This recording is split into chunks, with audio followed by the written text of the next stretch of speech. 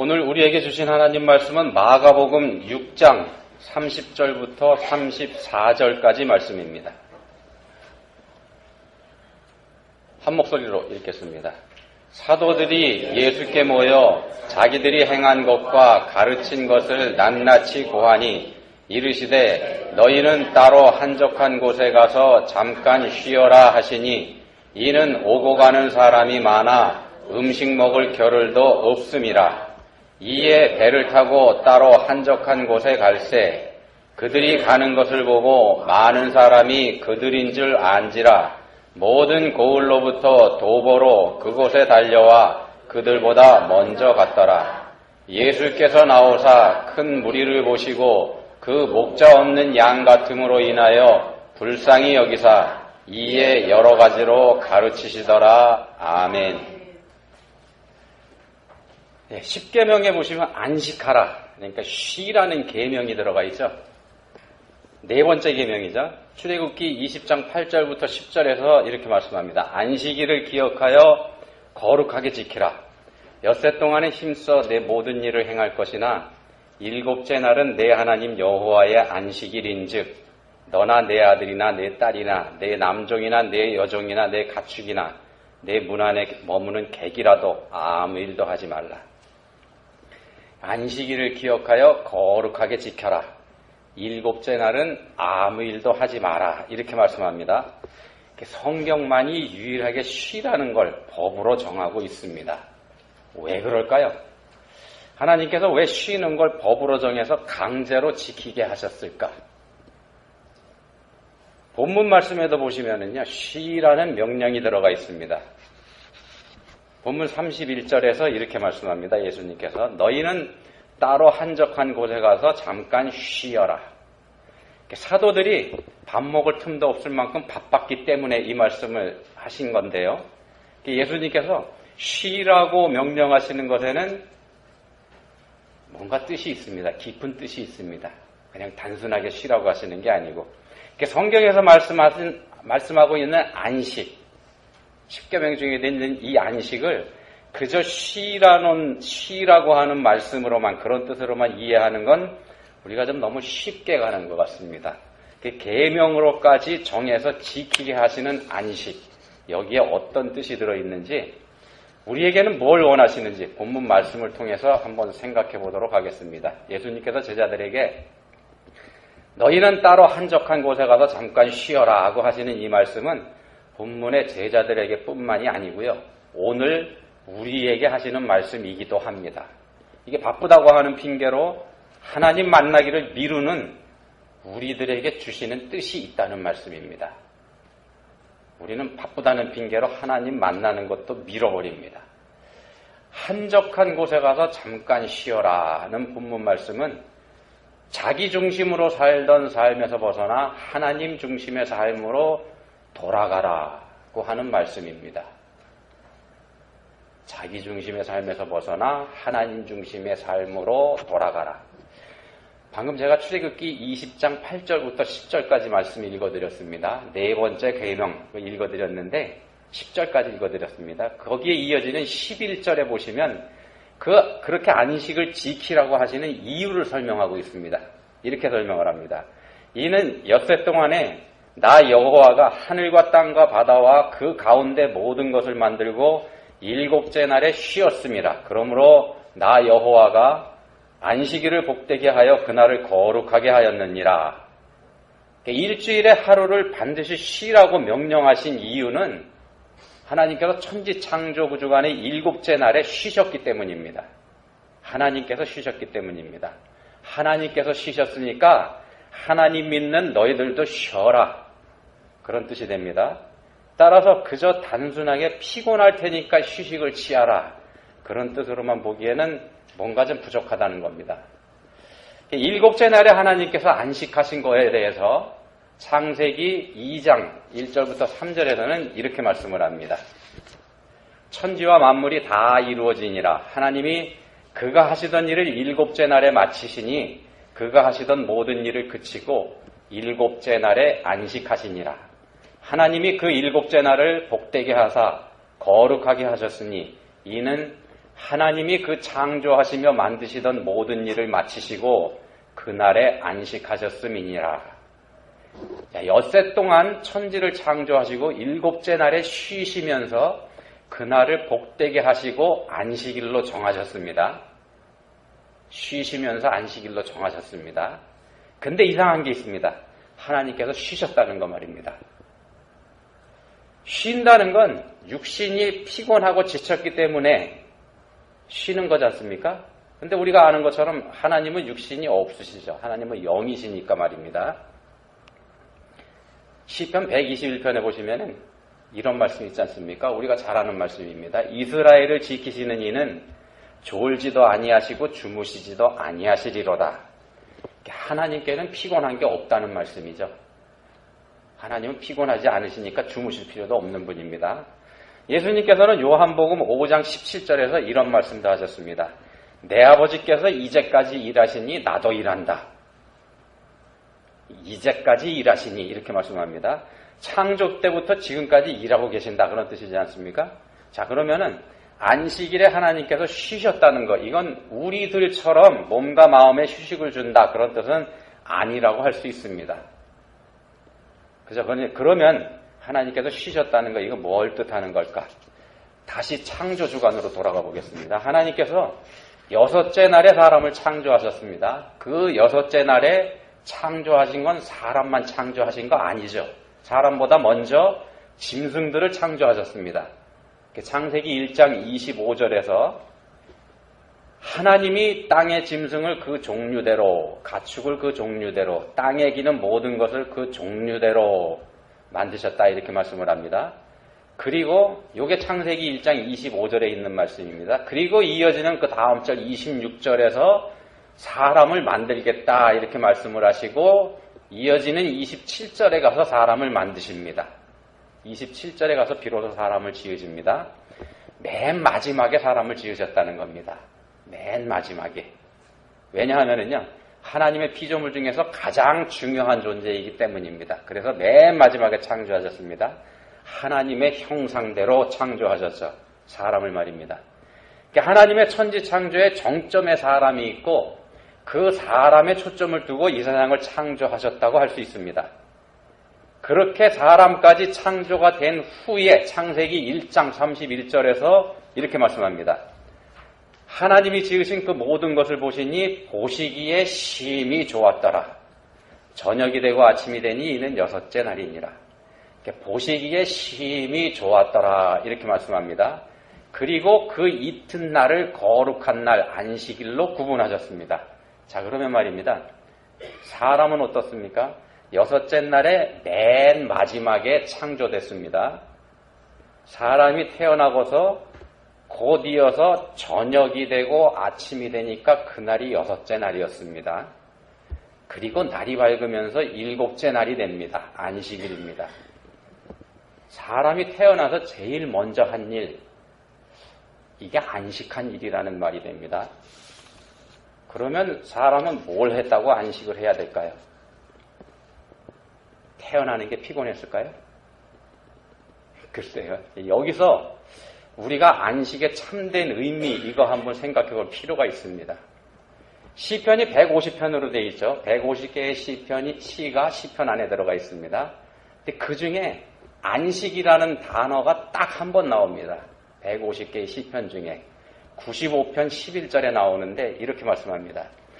그러므로 내가 노하여 맹세하기를 그들은 내 안식에 들어오지 못하리라 하였도다. 여기서 내 안식에 들어오지 못하리라 이런 말씀을 합니다. 하나님과 관계 맺지 못한다 이 말씀입니다. 내 안식에 들어오지 못하리라. 하나님의 안식에 참여한다는 건 하나님과 함께 한다는 뜻도 됩니다.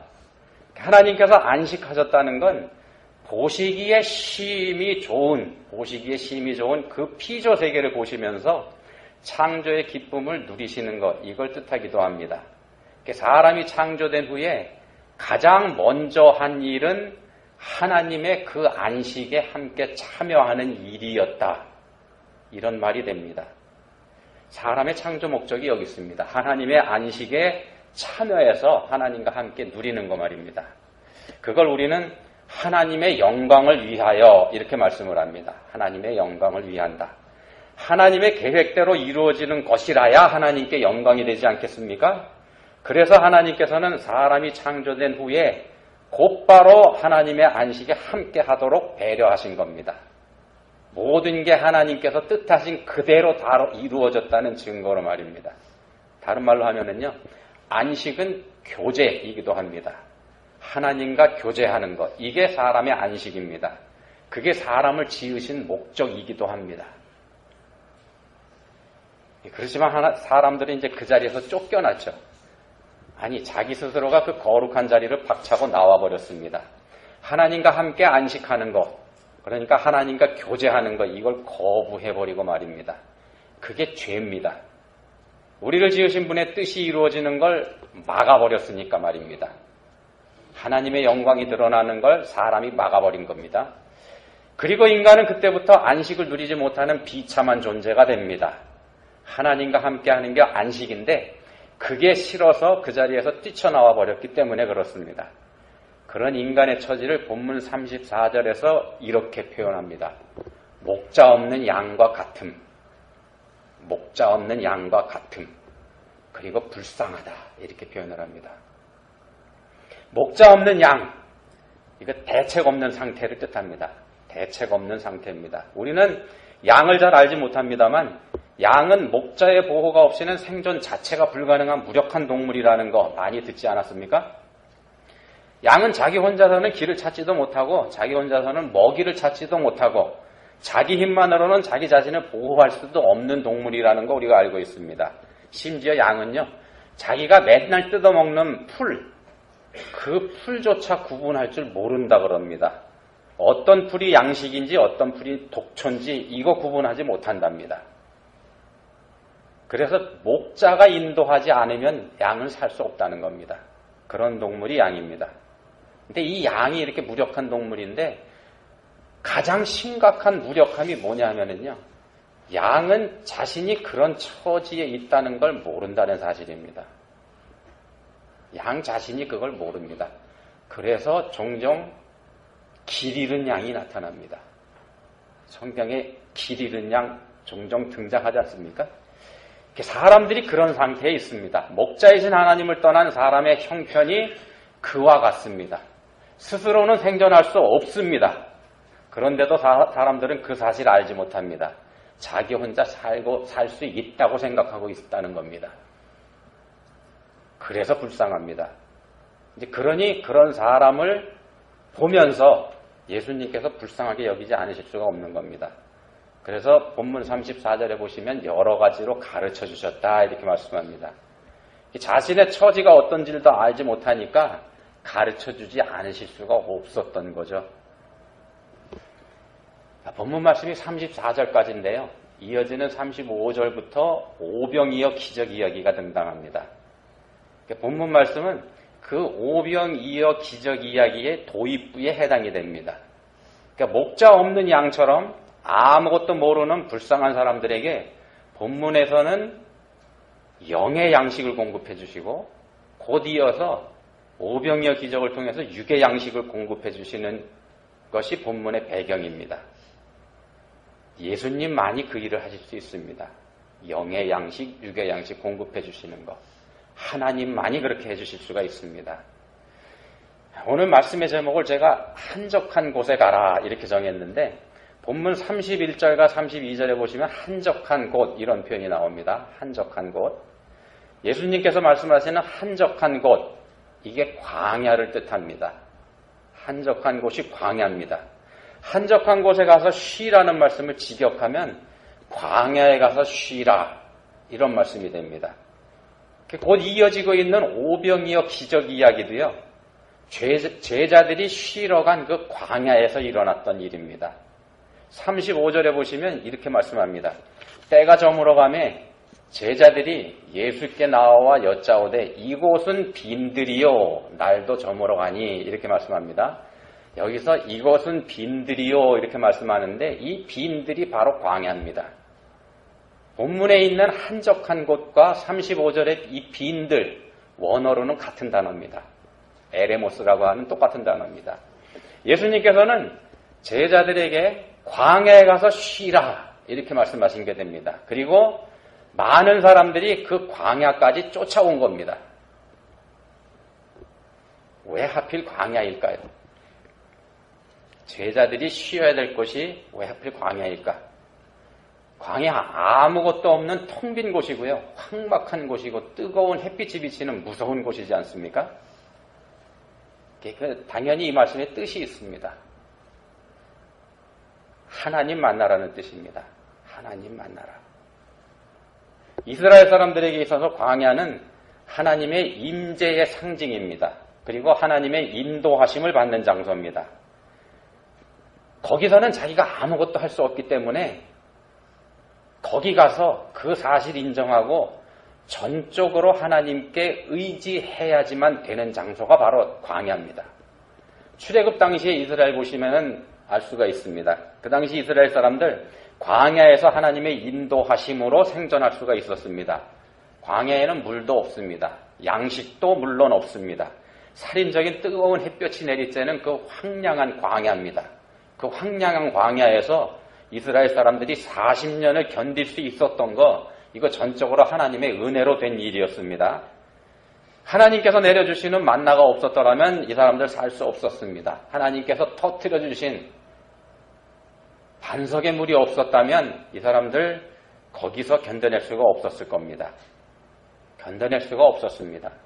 그러니까 이스라엘 사람들이 광야에서 살아나온 건 불기둥과 구름기둥으로 임재하셔서 자기들과 함께 하신 하나님의 은혜로 된 일이라는 거 이 사람들이 잘 알고 있습니다. 그래서 광야는 하나님과 함께 하면서 하나님만을 전적으로 의지하는 장소입니다. 이스라엘 사람들에게 광야는 그런 곳입니다. 예수님께서 제자들에게 한적한 곳에 가서 쉬라고 하신 건 광야에 나가서 하나님 만나고 오직 하나님께 의지하는 거 배워라, 그런 뜻이라는 말씀입니다.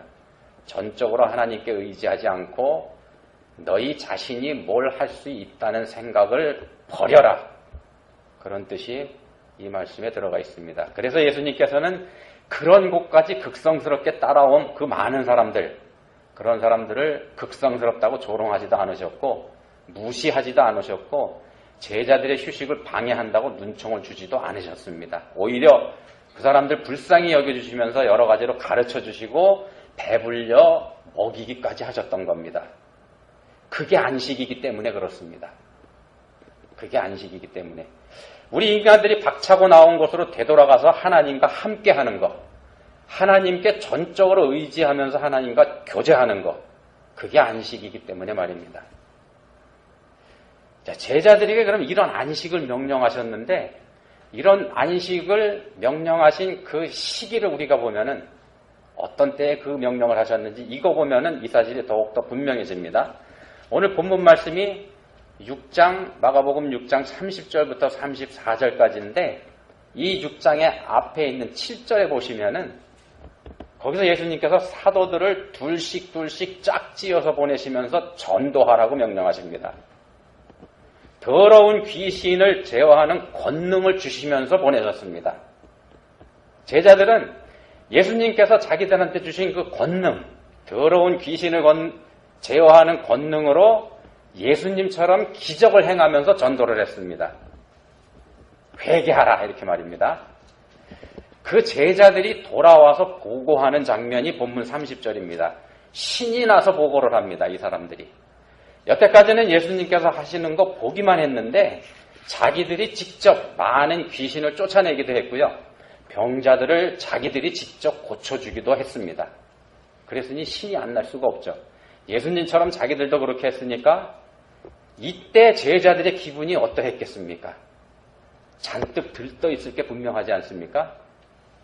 그때 예수님께서 하신 말씀이 그겁니다. 한적한 곳에 가서 쉬라. 본문 31절 하반절에 보시면 그때 상황을 이렇게 설명합니다. 이는 오고 가는 사람이 많아 음식 먹을 겨를도 없음이라. 음식 먹을 겨를도 없음이라. 제자들이 그렇다는 말씀입니다. 예수님이 아니라 제자들이 음식 먹을 겨를이 없었다는 겁니다. 무슨 뜻이냐면 제자들의 인기가 그만큼 올라갔다는 겁니다. 사람들이 제자들을 그냥 놔두지 않은 거죠.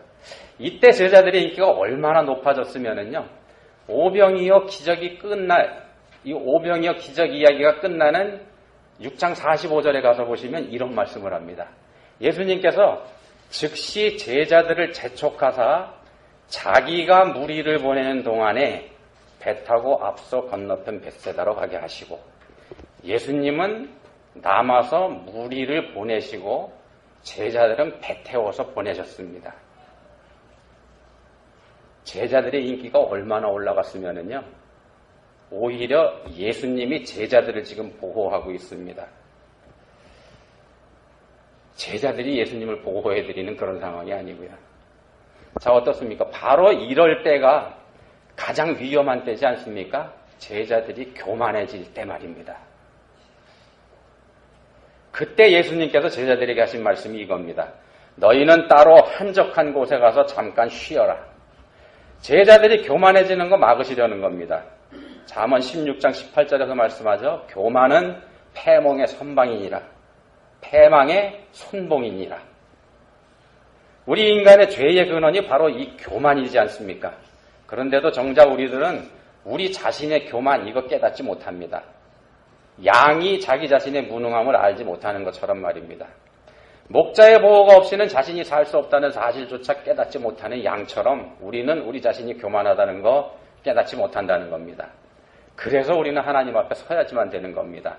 우리 자신을 하나님 앞에 세우지 않는 한 우리는 우리 자신의 교만 이거 깨닫지 못합니다. 절대로 깨닫지 못합니다. 그래서 하나님께서 우리에게도 말씀하십니다. 너희는 따로 한적한 곳에 가서 잠깐 쉬어라. 내 자신을 돌아보고 너의 교만을 깨달아라. 이런 말씀입니다. 내 자신을 십자가에 내려놓아라. 그런 말씀이기도 한데요. 교만한 내 자신을 십자가에 못 박아 죽여버려라. 그런 말씀이기도 합니다. 그래야 다시 살 수 있기 때문입니다. 우리가 십자가에서 죽지 않으면은요, 예수님처럼 부활할 수가 없습니다. 십자가에서 죽지 않으면 부활할 수 없습니다. 죽지 않았는데 어떻게 다시 살아날 수 있겠습니까? 우리는 교만합니다. 누구도 예외 없이 우리 모두는 다 교만합니다. 다 교만한 사람들입니다. 그게 우리의 원죄이기 때문에 우리 중에서 교만하지 않은 사람 단 한 사람도 없습니다. 정말입니다. 한 사람도 없습니다. 혹시 이 말씀 들으시면서 나는 교만하지 않은데 이런 생각이 드시는 분 혹시 계실지 모르겠습니다. 그렇게 생각하는 게 교만입니다. 그렇게 생각하는 게 교만 중에서도 가장 큰 교만입니다.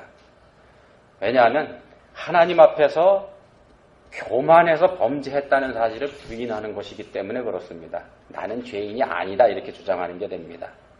우리를 죄인이라고 가르치는 성경을 거짓으로 만들어버리는 그런 생각이기 때문에 그렇습니다. 우리에게 말씀하십니다. 너희는 따로 한적한 곳에 가서 잠깐 쉬어라. 하나님을 의지하지 않고서는 절대로 살 수 없다는 사실 깨닫고 인정하고 하나님만 의지하라. 그런 말씀입니다. 한적한 곳, 즉 인생의 광야로 여러분들 나가보시기 바랍니다. 오직 하나님만 바라보아야 되는 곳이 바로 그런 곳입니다. 아무도 없는 곳, 내가 아무것도 할 수 없는 때, 그때 우리는 비로소 광야에 있는 게 됩니다. 거기가 인생의 광야입니다. 왜 그러냐면 하나님만 바라봐야 되기 때문에 그렇습니다. 반대로 사람도 있고 부족함도 없는 곳, 그런 곳은 광야가 아닙니다. 그곳에서는 우리에게 하나님이 필요 없기 때문에 그렇습니다. 내가 평안한 곳, 그곳에는 사실은 참된 안식이 없습니다. 안식은 하나님과 함께 하는 것이기 때문에 그렇습니다. 하나님과 함께 하는 것이 안식입니다. 전적으로 하나님께 맡기고 의지하는 것, 그것이 안식입니다. 기도하시겠습니다. 하나님 아버지, 저희들은 곧잘 인생의 광야를 말합니다. 저희들이 겪었거나 지금 겪고 있는 암담하고 깜깜한 상황, 이런 걸 가리켜 저희가 인생의 광야라고 말하곤 합니다. 그리고 그런 곳에 다시는 가지 않기를 기도합니다. 근데 하나님께서는 그런 곳으로 가라고 말씀하십니다. 하나님이 거기 계신다고 하셨습니다. 하나님 아버지, 그러니 저희가 고민스럽습니다. 저희는 그런 곳에 가기를 원하지 않습니다. 저희를 불쌍히 여겨주시기 원합니다. 저희에게 믿음과 순정 주시기 원합니다. 저희를 도와주십시오. 예수님 이름으로 기도합니다. 아멘.